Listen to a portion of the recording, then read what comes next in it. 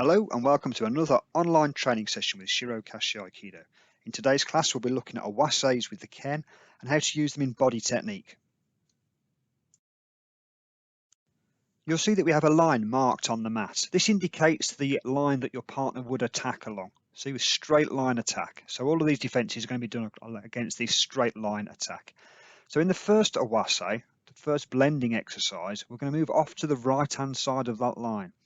So we raise our front foot first and we move it off, pointing it back at the line as we raise the Ken, and then we adjust the back leg into Hanmi, and you'll see then that our Hanmi and our Ken are pointing directly back at the line where our attacker would be. So we raise, breathe in, cut, breathe out.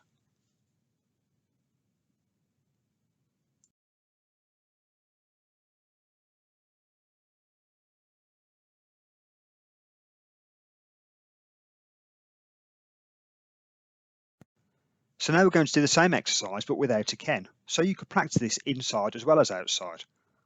You'll also see how the weapons and the body become one. Again, we're stepping off to the right hand side of the line, adjusting our front foot, pulling our hip back and our Hanmi back, and pulling our left shoulder back out of the way so we don't make a big target. We can imagine with the hands, we've got a Ken in our hands and we can blend with an attack as it comes in.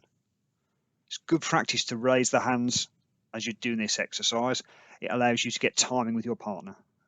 You can then build up your speed appropriately.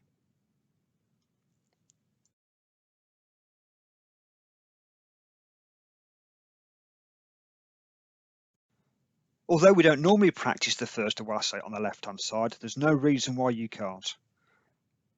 Start in left Hanmi and follow the same practical points that you did in the last exercise. Raise and step, cut and adjust. And again, you'll see that you should be pointing back at the line to make sure that you're safe.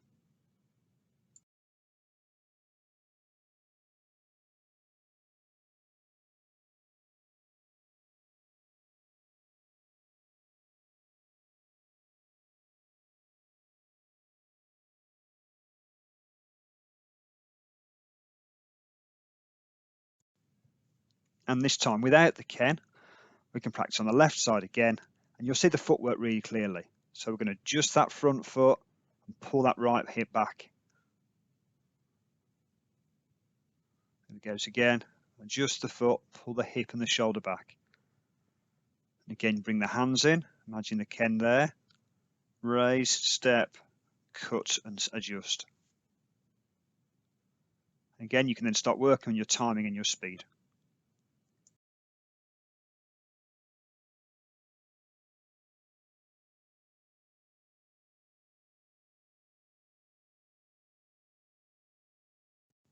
I've turned the mats round for the second Awase, but so you can see the difference between the two. Here's the first Awase again on the right hand side. It's your basic first Awase. So I'm stepping off towards the camera and cutting. So the difference when we make the second Awase is that this time the back foot becomes your front foot. So you swap Hanmi going off to the left hand side. So as you raise, you move your back foot. As you cut, you move your front foot into your back foot. Again, your Hanmi should be pointing back on the line of the attack.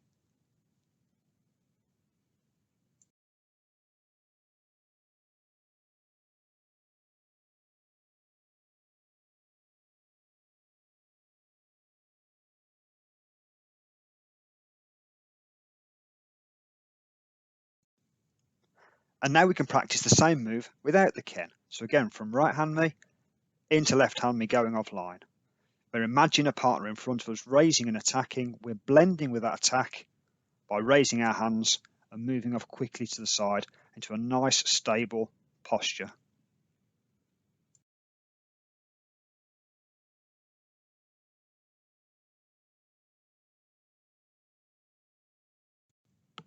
And now with the Ken, we're going to swap posture. So we're in left Hanmi and we're going to cross the line moving into right Hanmi.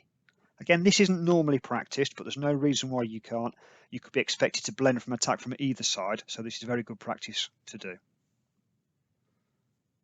So nothing has really changed. As you raise, you move your back foot off the line and make it your front foot.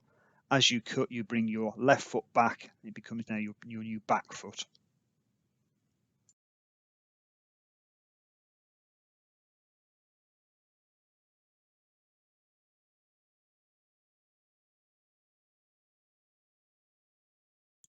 And now the same exercise, but without the ken. So you'll be seeing the similarity between the movements now, hopefully. And you can really start to work on your timing, imagining that person attacking you, imagining the blend that you're performing as they attack.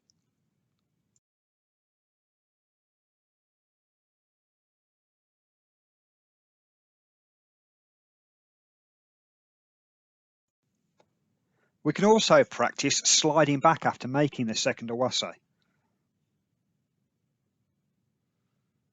This is useful if you have a partner who attacks very deeply. So the only difference is a slight slide at the end of the cut. And what I do is I turn my foot as I raise the ken. There it's becoming my new front foot. I pull my hip back and then I cut and slide back into correct hand me. One more time slowly. I turn and raise and turn my hip, step back and slide and finish my cut.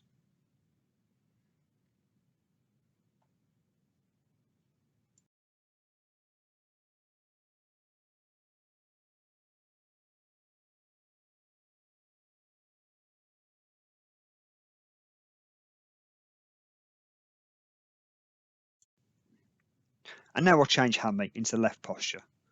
It's unusual to do it on this side, but it's a good idea to practice on both. So slowly to start with, raise and open the foot, step back, slide and cut.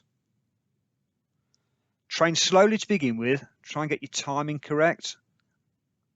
And then as you become more confident, you can increase the speed.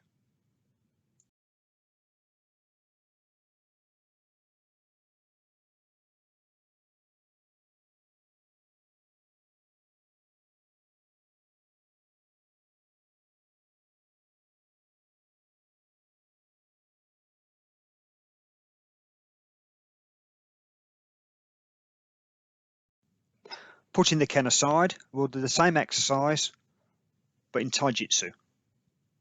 So I'm going to imagine the attack coming towards me. I raise my hands to blend with my partner as I open my back foot, step backwards and make space to receive the attack.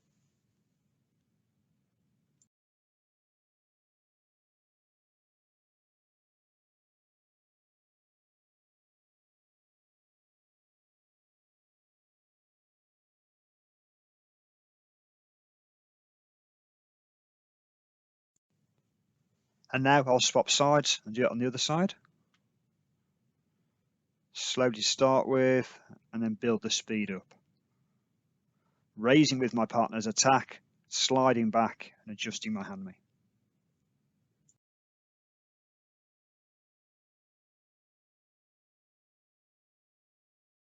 Although with the second Awase we only blend at about a 30-degree angle to the line of the attack, in this exercise we're going to imagine a 45-degree angle.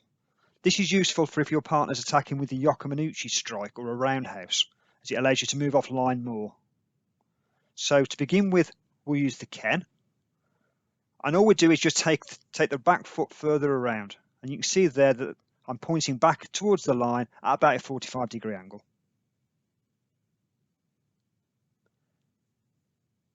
And now I've swapped sides, so I'm from right hand me into left hand me, again cutting to about a 45-degree angle.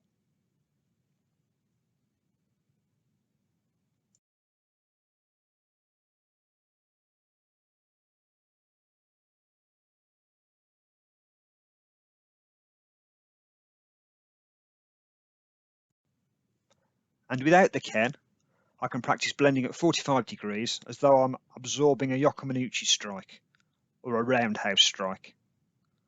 This allows me to get more offline, imagine the attack coming in, absorbing it, and preparing myself for the next part of the technique.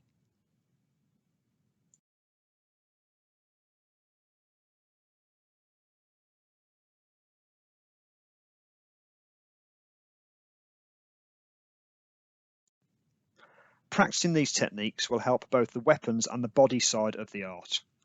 I hope you've enjoyed this lesson, and I look forward to seeing you on the next one.